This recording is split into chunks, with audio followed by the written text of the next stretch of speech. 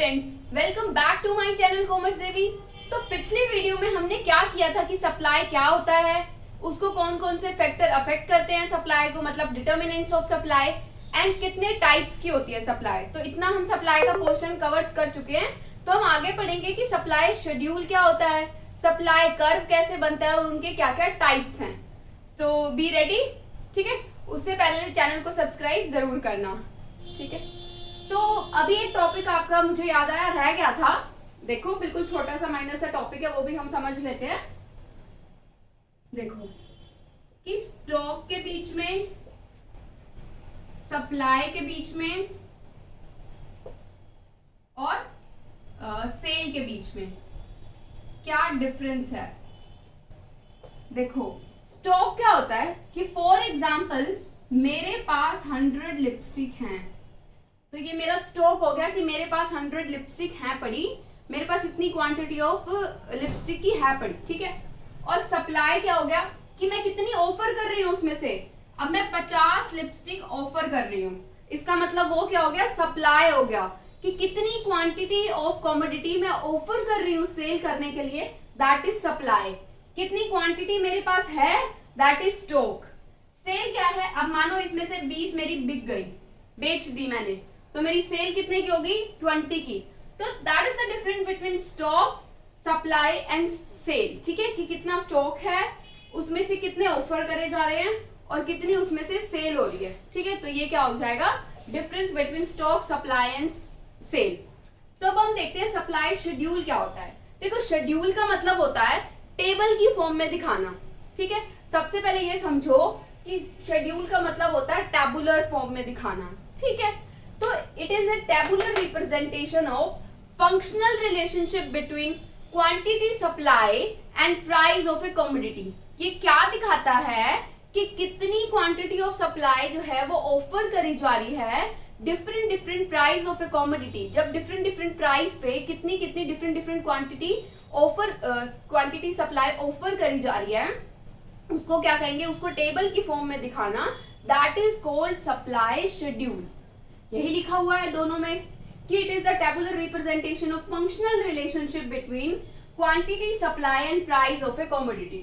और next line पढ़ो, a table showing, एक टेबल क्या शो करती है, different quantity of a commodity which are offer for sale, जो सेल के लिए ऑफर हो रहे हैं एट डिफरेंट प्राइस, ठीक है।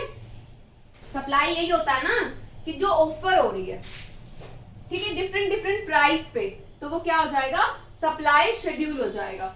अब देखते हैं हम कि ये प्राइस हैं, मानो राइस के प्राइस हैं और पर केजी क्वांटिटी सप्लाई इतना है।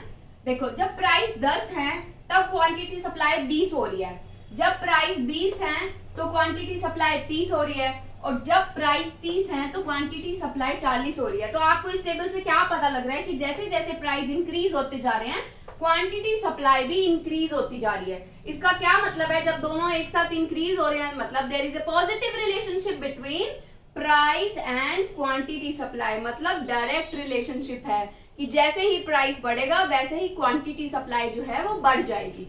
अंडरस्टूड। अब देखो क्यों ऐसा होता है, एक देखो कि जब प्राइस बढ़ रहा है, किसी भी चीज का प्राइस बढ़ रहा है, इसका मतलब सप्लायर का मार्जिन भी बढ़ रहा है, मतलब उसका जो प्रॉफिट मार्जिन है वो भी इंक्रीज हो जाएगा। और किसी भी बंदे का, किसी भी पर्सन को जब ज्यादा पैसे बचने लग जाएंगे तो वो क्या करेगा, अपने बिजनेस को एक्सपेंड करेगा या कम कर देगा, एक्सपेंड करेगा ना। तो क्या करेगा वो उससे, जब उसको ज्यादा मार्जिन बच रहा है, प्रॉफिट ज्यादा मार्जिन ज्यादा, तो वो क्या करेगा, अपनी सप्लाई को बढ़ा देगा। इसीलिए जब प्राइस इंक्रीज होता जा रहा है तो क्वांटिटी सप्लाई बढ़ती जा रही है। अंडरस्टूड। अब देखो ये ना दो टाइप्स के होते हैं supply schedule, individual supply schedule and market supply schedule. Individual supply schedule में क्या होता है कि जब ना हम एक फर्म का दिखाते हैं कि जो एक फर्म है वो कितनी क्वांटिटी ऑफ सप्लाई ऑफर कर रही है डिफरेंट प्राइस पे, एक फर्म, ध्यान से सुनो, इंडिविजुअल सप्लाई शेड्यूल क्या होता है कि एक फर्म कितना ऑफर कर रही है डिफरेंट प्राइस पे, ठीक है, उसको टेबल की फॉर्म में दिखाना, that is called individual supply schedule. Understood. कि a table showing different quantity of a commodity which a firm, कि एक फर्म कितना ऑफर कर रही है। अब वही हम मार्केट देख लेते हैं क्या होता है। मार्केट सप्लाई शेड्यूल क्या होगा, सिर्फ पूरा सेम लिखना है आपको कि ये table showing different quantity of a commodity which a firm की जगह क्या आ जाएगा, ऑल फर्म। मतलब कि जितनी भी मार्केट में फर्म्स है ना, वो कितना ऑफर कर रही हैं, कितना क्वांटिटी सप्लाई ऑफर कर रही हैं, different different price of a commodity पे, that is called market supply schedule. Understood. तो अब हम देखते हैं इंडिविजुअल सप्लाई शेड्यूल कैसे बनता है और मार्केट सप्लाई शेड्यूल कैसे बनता है। ठीक है, तो जैसे ही इतनी बात समझ आ गई कि सप्लाई शेड्यूल क्या होता है, कि टेबल के फॉर्म में दिखाना किसके रिलेशनशिप को, प्राइस और क्वांटिटी सप्लाई के, तो वो क्या था, वो शेड्यूल हो जाएगा। तो अब सप्लाई कर्व क्या होता है, देखो सप्लाई कर्व क्या होता है, इसी टेबल की फॉर्म को ग्राफिकल रिप्रेजेंटेशन करना इज कॉल्ड सप्लाई कर्व। तो जैसे शेड्यूल के दो टाइप थे, इंडिविजुअल और मार्केट, वैसे ही कर्व के भी हैं। तो इंडिविजुअल में क्या हो जाएगा कि एक फर्म के रिलेशनशिप को दिखाना प्राइस और क्वांटिटी सप्लाई के बीच में, तो वो क्या हो जाएगा, इंडिविजुअल सप्लाई कर्व हो जाएगा। और ऐसे ही जब हम सारी फर्म के रिलेशनशिप को दिखाएंगे प्राइस और क्वांटिटी सप्लाई के बीच में, तो वो क्या हो जाएगा, that is called market supply curve. इतनी बात समझ आ गई कि क्या क्या होते हैं। अब हम इनको बनाते कैसे हैं, इतनी बात भी आपको पता है ना कि प्राइस और क्वांटिटी सप्लाई के बीच में पॉजिटिव रिलेशन होता है। क्यों होता है ये मैंने आपको बता दिया, क्योंकि मार्जिन ज्यादा बचता है तो वो सप्लाई भी ज्यादा करते हैं। अब देखो यहाँ पे प्राइस पहले 1 था तो क्वांटिटी सप्लाई 10 थी, फिर 2 हुआ, फिर 20 हो गई, फिर 3 हुआ, फिर 30 हो गई, और फिर 4 हुआ, 40 हो गई। देखो प्राइस कहाँ है, हॉरिजॉन्टल एक्सिस पे क्या आएंगे, प्राइस आएंगे एक्स एक्सिस पे, और इस पे क्या आएगा, वर्टिकल पे क्या आएगा, क्वांटिटी सप्लाई आएगा। देखो 0 1 2 3 4, ठीक है। अब ये कहां से शुरू हो रहा है, 10 20 30 40। जब प्राइस 1 है तो क्वांटिटी सप्लाई कितना है, 10। Price 1 quantity supply 10, price 2 quantity supply 20। जैसे जैसे टेबल में लिखा हो वैसे वैसे हमने पुट करते जाना है। प्राइस कितना है, यही तो है ना कि टेबल को ग्राफिकली रिप्रेजेंट करना, यही हम कर रहे हैं। तो प्राइस कितना है 30 और क्वांटिटी सप्लाई कितना है 30। अब प्राइस 4 है और क्वांटिटी सप्लाई 40।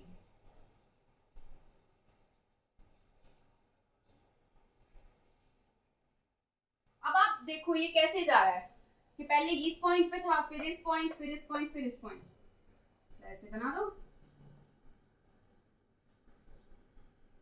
तो ये अपवर्ड जा रहा है, अपवर्ड जा रहा है। क्योंकि अपवर्ड कैसे जा रहा है, अपवर्ड स्लोपिंग है, क्योंकि प्राइस और क्वांटिटी सप्लाई के बीच में पॉजिटिव रिलेशन है, या फिर हम कह सकते हैं कि उनके बीच में डायरेक्ट रिलेशन है, इसीलिए वो अपवर्ड स्लोपिंग है। अंडरस्टूड। तो ये कर्व आ गया इंडिविजुअल सप्लाई कर्व, जब हम एक फर्म का दिखा रहे हैं। अब हम करेंगे मार्केट सप्लाई शेड्यूल कैसे बनाते हैं, ये आ गया। इंडिविजुअल सप्लाई शेड्यूल कैसे बनाते हैं और इंडिविजुअल सप्लाई कर्व कैसे बनाते हैं। जैसे व्हाट इज सप्लाई के दो टाइप्स थे, इंडिविजुअल और मार्केट सप्लाई, वैसे ही शेड्यूल के भी दो टाइप्स थे, इंडिविजुअल और मार्केट। वैसे ही कर्व के भी दो टाइप्स हैं, इंडिविजुअल सप्लाई कर्व और मार्केट सप्लाई कर्व। अब हम मार्केट सप्लाई बनाते हैं। मार्केट में मैंने आपको क्या कहा था कि सारी फर्म का हम इंक्लूड करते हैं, उसको प्लस करके जो कर्व प्लस करके जो आएगा वो क्या बनेगा, वो बनता है क्वांटिटी, मतलब ये बनेगा ना टोटल क्वांटिटी सप्लाई, ये बनेगी। देखो 0 1 2 3 4, ठीक है। 30 50 70 90, ओके। अब देखो एक बात देखो कि फर्म ए है और बी, हम एज्यूम करते हैं, हमने टेबल बनानी है कि दो फर्म है पूरी मार्केट के अंदर, ठीक है। ये हमने एज्यूम कर लिया ए और बी। तो इन दोनों को प्लस करके जो आएगा वही तो टोटल मार्केट का होगा ना, टोटल का लेना है। यहाँ पे सिर्फ हम एक फर्म का ले रहे थे, मार्केट में सारी फर्म आते हैं। अब इसको पुट करते हैं तो ये प्लस करके क्या आएगा कि ए कितनी क्वांटिटी सप्लाई कर रहा है 10 और बी कितनी कर रहा है 20, तो टोटल मार्केट सप्लाई कितनी हो जाएगी 30 हो जाएगी। फिर जब प्राइस 2 है तब ए 20 कर रहा है और बी 30 कर रहा है, फिर टोटल 50 हो जाएगी। ऐसे ही जब प्राइस 4 हो गया तब ए जो है वो ए फर्म 40 क्वांटिटी सप्लाई कर रही है, बी फर्म 50 कर रही है, तो टोटल मार्केट सप्लाई कितनी हो गई 90 इस पॉइंट पे। ठीक है, तो हम पुट करके देखते हैं कि जब प्राइस 1 है तो टोटल कितनी है 30, प्राइस 1 टोटल 30, फिर प्राइस 2 हो गए तो टोटल कितनी है 50, फिर प्राइस 3 70, फिर प्राइस 4 90, बिल्कुल सेम तरीके से बन जाएगा। ये क्या बन गया, ये भी अपवर्ड जा रहा है।